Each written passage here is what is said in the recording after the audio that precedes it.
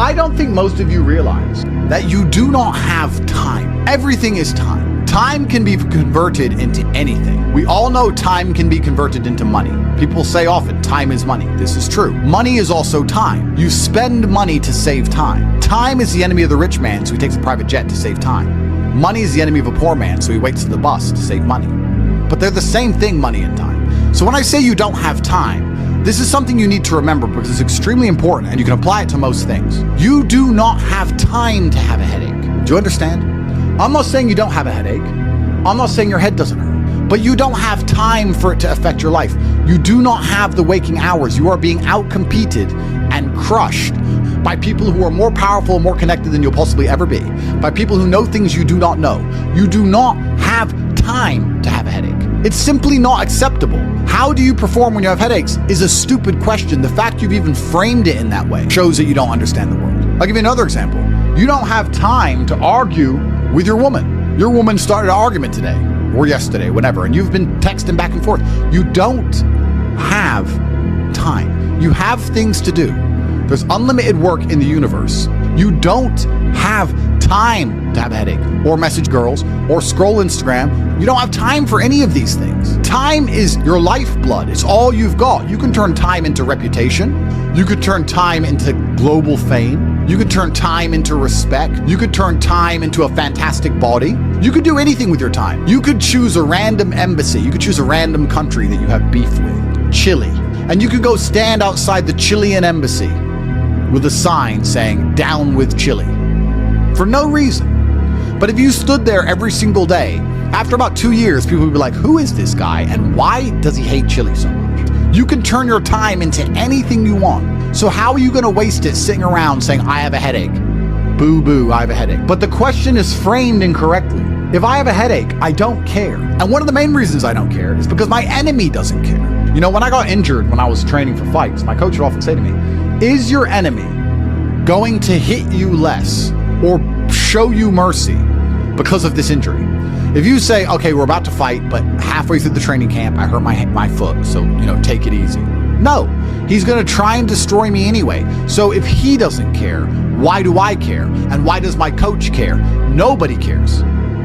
The people who are trying to steal your woman, and trust me, everyone is. The people who are trying to take the money that you want to earn and put it in their pocket before you can.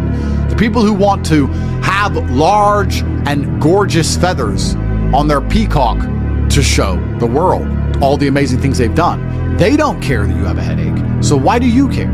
You need to reprogram your mind. You don't have time to have a headache. You don't have time to be doing the majority of things you do. And there's always been and always will be, and we could talk about that again. We were talking earlier about competence, right? Do you think a woman sees you as competent if you complain about having a headache? Let's say you have a headache. It's fine. You have a headache. I'm not disputing that. Maybe it really hurts. That's terrible. If you go, oh, I've got such a bad headache, do you think a woman looks at you and goes, yes, oh, I found the guy for me?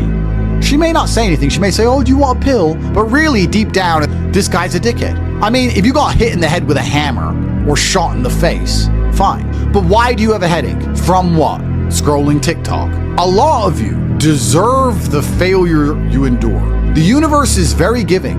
I often believe, people say the world's not fair. I'd argue that karmic retributions, and in the long run, all in all, is pretty fair. Karmic retributions are real. In the end, God gives you exactly what you deserve. So if you're not happy with your life, you have to ask yourself, do you really deserve more? Have you really tried 100% of the time? Did you ignore that headache? Are you as competent as you could possibly be? Have you given 100% every time you've done anything? No.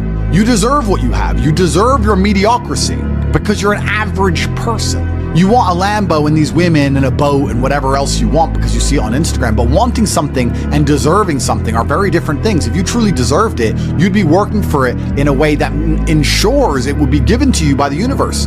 Every single thing I've ever wanted, I have got. Maybe not instantly, maybe not easily. In fact, certainly not both.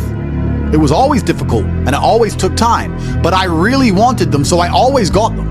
And I put in enough work to show God and show the universe I deserve them, so he gave them to me. I cannot remember a single time, and I state this as a matter of fact, this is not hyperbole, I cannot remember a single time I have ever decided not to do something that must be done because I had a headache, ever. Ever. It is easier if you enjoy it, because you do not struggle with lack of motivation or lack of interest. For me to say you could honestly be world champion at something you hate is a lie. You can, however, be competent at things you don't like. You can be very good at something you don't like doing. To be the best in the world, you probably have to fall in love with it. But the way you do anything is the way you do everything. And you can fall in love with the idea of being good in general. So anything I do, I don't want to be bad at. I either don't do it or I try my very best all the time to become extremely good at it. I don't see the point in doing anything and being mediocre or being bad at it. What's the point? If I'm going to speak on podcasts, I want to be good at it. Anything I'm going to do, I want to be good at. Now, you should have enough respect for yourself that you're prepared to always put in the effort to give your best 100% because it is a habit. You should always give your best to anything you do. When you pick up a video game, you should give your best. When you drive a car, you should attempt to drive as efficiently as possible, using the brake as little as possible to not waste fuel, to make sure there's no close calls, no sudden braking. Most of you are just getting in your car and driving like a jackass from point A to point B, not trying to actually go, you know what, let me drive and pretend I have the queen in the back seat and I can't even brake suddenly. And I only have a fraction of fuel. How far can I go if I very smoothly, very calmly anticipate the traffic in advance, move my car in and out of the car so I barely have to brake, keep moving slowly and smoothly? Let me try and get good at this. The way you do anything is the way you do everything. And it is a habit to be good at things. There's nothing wrong with just being good at things. To be the best in the world, you have to love it. That's true. But you're not going to love the majority of things you do. That's not realistic. The world's not going to afford you a life where everything you do you're in love with. In fact, you're going to end up doing a whole bunch of things you don't want to do. And the life hack is, if you enjoy getting better at things, then you can be doing something you don't want to do better than you previously done it, and now you enjoy doing it because you were more competent and more capable at said task. You are now better at said task. Every single thing I approach with vigor because I like being good at things. And that's not because I'm arrogant. That's because I have enough respect for myself, and more importantly, I have enough respect for the people I love to know that I need to be good at things. When my children, or when my women, or my family, or my people who rely on me, my brothers, anybody comes to me expecting me to do something for them, I need to have enough respect for them to know that I'm good at what they ask me to do. And if I don't know what they want me to do, or I'm not particularly good at it, I'm at least good at learning. You can become good at learning so that you learn things faster. Good at concentrating. Good at taking a scenario seriously. These are all basic life skills that go along with bravery. That's going to put you in a competitive bracket amongst the masculine realm which exists today, because most people can't even focus. Most people can't even focus or try hard at anything. So to answer the question, can you become world champion without loving boxing? No, you can't become the best in the world. However, you can become very good at it because you can have enough discipline to ensure that you go to training, and you can make sure that you're the kind of person who, if you're going to go to training, you're going to try your best. Guys, you're going to go to training for an hour. Whether you try hard or don't try hard, you're going to spend an hour in the boxing gym. There is no reason to not try. That is a learned habit. And what you often find with people who need to be motivated into things, because they're not disciplined enough to do things and not disciplined enough to do things properly, they'll go and say, I went to boxing training, as if that's all that it's about. It's not about going to the training. It's about trying hard in the training. It's about giving it your all. It's about dedicating yourself. You're going to give an hour up anyway. There's no reason to not try. Most people go through their entire adult life without trying 100% hardly ever. Think about it. Even when you go to the gym, you don't try 100%. You try 60%, 70%. You don't try 100% at home. What do you try 100% with? Do you really try 100% with work? Are you really moving that mouse as quickly as you possibly can? No, you're not trying. So you have people who have gone through life and are going through life without even giving 100% of what they've got ever. And it's interesting because we're entering the most competitive period of human history. So you need to get very good at everything you do, all of the time. You'll learn a lot of lessons about psychology in the boxing ring. Now, they're not related, technically. One's exercise, one's the psychology of people. But you'll learn in the fight ring, you'll learn that you're not tired when you're winning. You're tired when you're losing. That once you start to win, you get to find unlimited energy from the universe from somewhere, and you just continue to push forward, no matter how hard it is. Winning is easy. It's trying to turn it around when you're losing that is difficult. You take this lesson from boxing and you apply it to everything else in life. You apply it to money and say, once I start to make money, I know I will have endless motivation to keep making money. It's just hard to make money in the first place. It's hard to get over that hurdle, but once I get going, it's easy. It's a positive reinforcement loop. It's a spiral upwards into infinity. It's a tornado that takes you to the promised land. So to have that unique psychological conclusion, that unique psychological input, you had to become good at boxing. So it's very important that you're good at everything you do, all of the time. Don't do it if you're not going to try. But you don't want people to learn bad habits. But it's a bad habit to coast. It's a bad habit to spend time and waste it. It's a bad habit to go, I tried, I went, I didn't give it my all, but at least I went. You see this kind of cope online all the time. Yeah, at least I went. It's going that matters. That's not true. It's trying that matters. So you see this kind of cope. Yeah, well, I didn't feel like going to the gym, but I went and just had a light session. Why? You went anyway. So why did you have a light session? If you're gonna go, do it. If you're gonna do it right. There's no point in half doing anything. You may as well have not done it at all. So this idea you can coast through things, this idea you can lazily try or pretend to try or just showing up counts, I dispute all of that absolutely. You give 100% of your heart, soul, and vigor to anything you do, and it becomes a habit so that it's all you know how to do. Before you know it, you're driving a car trying to do it as well as possible. And you're having a conversation trying to be as clear and compendious and concise as possible. And you're trying to make money as much as possible, as efficiently as possible. And you're trying to educate your children as well as possible. You're trying to protect your family as much as possible. You're trying to get as strong as possible. Because all you know is maximum limits. That's all you've ever done. You've never done any of this, that garbage can go out the window. So you need to get good at getting good at things. And you need to get good at trying 100% at all things, whether you like them or not. And this will give you a base level of competency in all realms, even if you're not in love with said task. Success is like being pregnant. Everyone says congratulations, but nobody knows how many times you get fucked. Absolutely. But that's the beauty of success, right? Because all the times you get fucked teach you the lessons you need to be successful in the first place. You would never be successful without getting screwed over. And also, you wouldn't be happy with your success without getting screwed over. The reason you appreciate that woman who's so good to you, who you trust with all your heart, who's loyal to you, is because that other woman cheated on you. If you had never seen a terrible, narcissistic, cheating woman, you wouldn't appreciate a good, kind-hearted one. There is no light without dark. So it's very important that you go through these bad things, one, to learn lessons, but two, to learn gratitude and appreciation for things once you have them. It's extremely important. Every time something bad happens to you, you need to say thank you to God. Thank you, God, for giving me this difficult time, for me to learn lessons, and for me to have more appreciation for my fantastic life in the future. That's how you should approach life. And especially success is exactly the same way. The lessons you'll learn failing along the way will ensure that when you get to the top, you can keep it. It's difficult to think of a scenario where being brave would be a negative mindset for you to be able to tap into, because bravery affords new options you haven't previously considered. If you're a coward, you don't have certain options on the chessboard because you simply don't have the bravery to make X moves. But if you are brave, you can analyze these moves. So you have a whole bunch of moves that most people don't have. Most people do not have the bravery to consider alternate paths. You need to be able to look at the chess moves that most people will not be prepared to make, and most people live very afraid. So bravery is an extremely important skill to hone. It's something you should practice. You should often sit and think, what would be the bravest decision I could make in this scenario? What would be the bravest one I could possibly make? And consider it. I'm not saying do it, but you should get in the mental model of considering it. Because quite often when you're a coward, brave decisions don't even cross your mind, ever. They don't even cross your psyche. They're not even something that's interesting to you. You haven't trained your mind to consider them. So you need to train your mind to consider bravery, because bravery is something that is going to universally apply throughout your life. It doesn't matter if you're rich, it doesn't matter if you're poor, it doesn't matter if you're in Thailand, it doesn't matter if you're in Peru.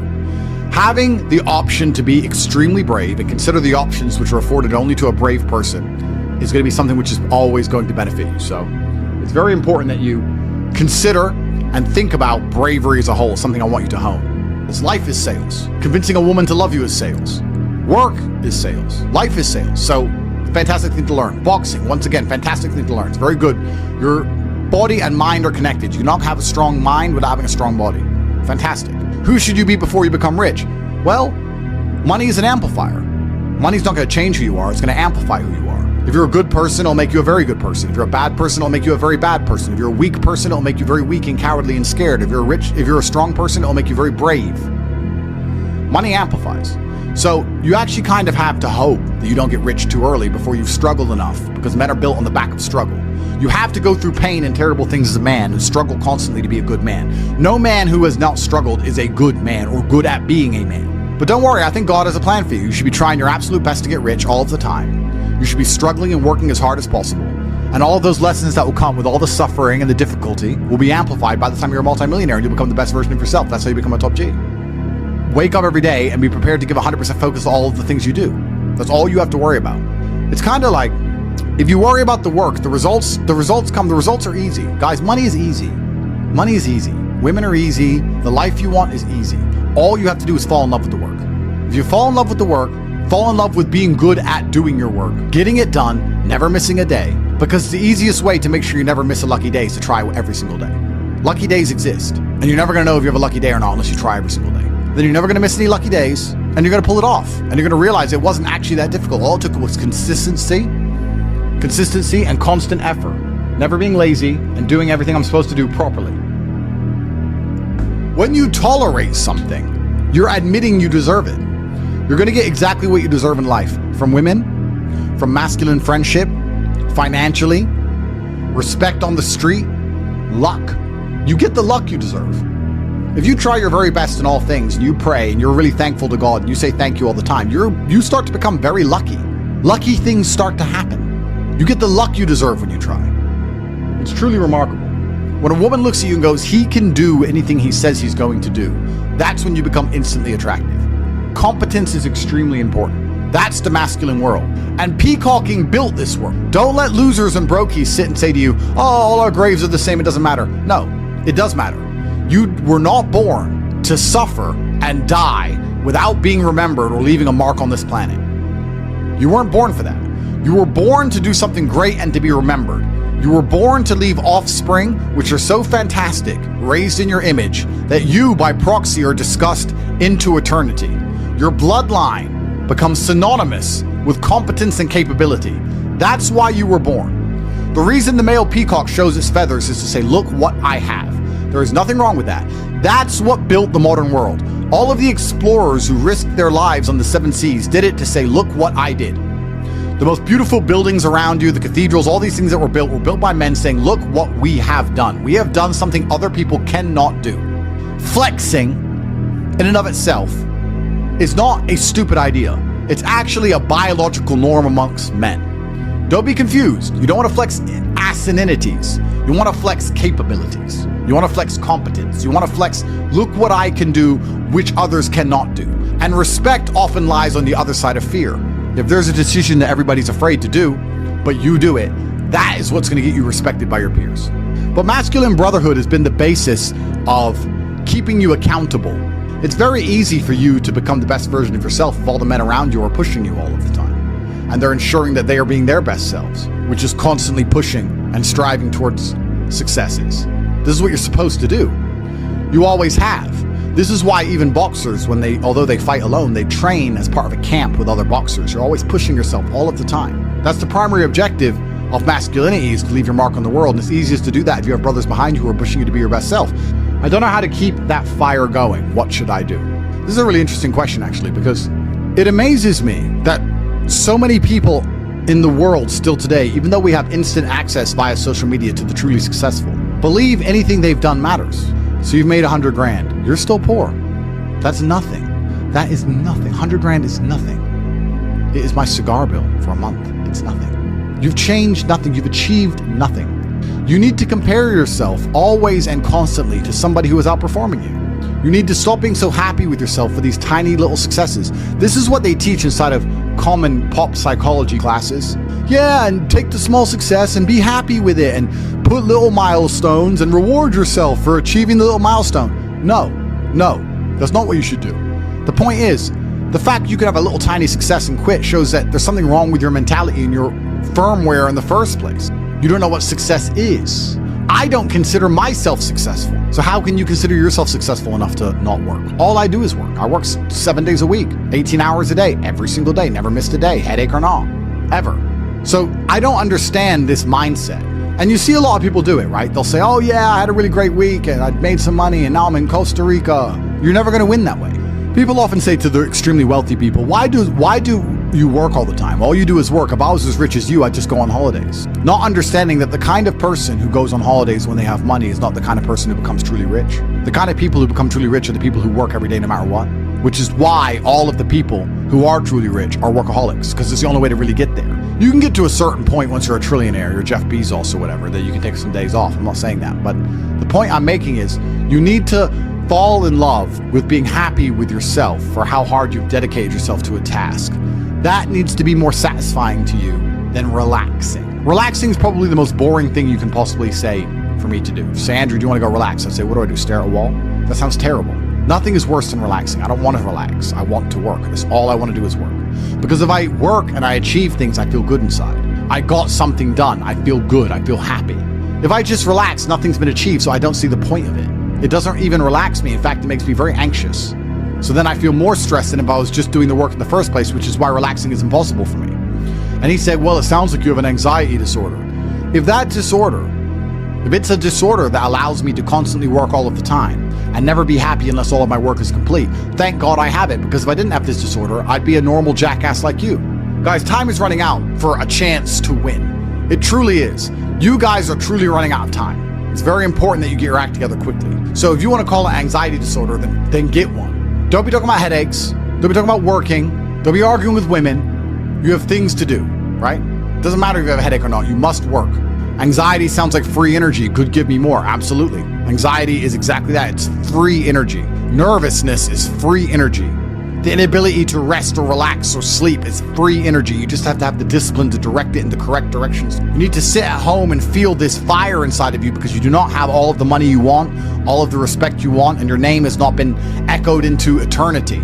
You're not etched into the halls of history. You need to take all of that fire inside of you and all of that anger and direct it at one task. And you need to try your absolute best to ensure you succeed in that task. It's down to you. I can't drag you across the finish line. I can only show you where the race is and try and hype you up before you run. I can take you to the start line. I can tell you you can do it. I can tell you how fantastic it is when the race is over. I can tell you it is worth it, but you have to be the one to run the race. I can't carry you. If you're gonna ask me stupid questions about headaches, you're never gonna make it. There's gonna be a huge contingent of the populace that never make it. But when you do, it is worth it because you're remembered. And that's the whole point of being alive as a man in the first place, is to go down in history. It's not to go through life comfortably. It's not to go through life without struggle, without pain. The point of being a man in the first place is so that you suffer enough for people to remember you, to die for something, to live for something. That's the whole point in all of this. There's nothing else to do. And make your name synonymous with something fantastic which has affected humanity and culture. That's all it's about. And it's very difficult to do that if you're insignificant and broke and lazy and stupid with a fucking headache.